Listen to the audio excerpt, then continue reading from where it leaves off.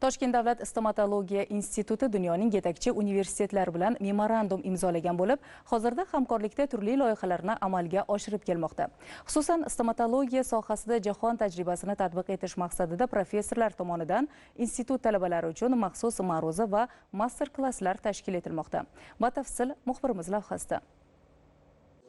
Funksional estetik stomatologiyaning yangi yo'nalishlari, tish qattiq va yumshoq to'qimalari kasalliklarini innovatsion davolash usullari hamda koronavirus infeksiyasining og'iz bo'shlig'ida namoyon bo'ladigan asoratlari. Germaniyadan tashrif buyurgan professor Viktor Daub aynan shu mavzularda talabalarga ma'ruza o'qidi. У нас связи очень давние. Bizning hamkorlikdagi aloqalarimizga ko'p bo'ldi. Ikki tomonlama imzolangan memorandumga asosan samarali tadbirlarni yo'lga qo'yganmiz. Yurtingiz talabalari Germaniyaga borib malaka oshirishyapti. Bizning pedagoglarimiz esa O'zbekistonga kelib mashg'ulotlarda qatnashishyapti. Pandemiya davrida ham hamkorligimiz to'xtab qolgani yo'q. Aprel oyida ham biz yurtingizda bo'lgan edik. Bu gal ham hamkasblar bilan muloqotlar tashkil etmoqdamiz.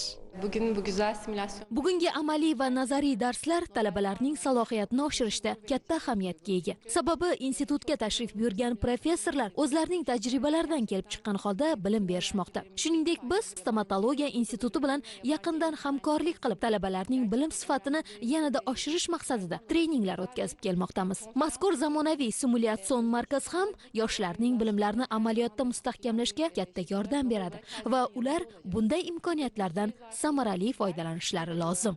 Ma'lumotlarga ko'ra, Toshkent davlat stomatologiya instituti Amerika, Yevropa va mustaqil davlatlar hamdo'stlik mamlakatlarining 100 dan ortiq yetakchi universitetlari va ishlab chiqaruvchi korxonalari bilan hamkorlikka ega. Bu esa ta'lim dargohining dunyoning eng nufuzli universitetlari qatoridan o'rin olishiga zamin yaratishi kutilmoqda.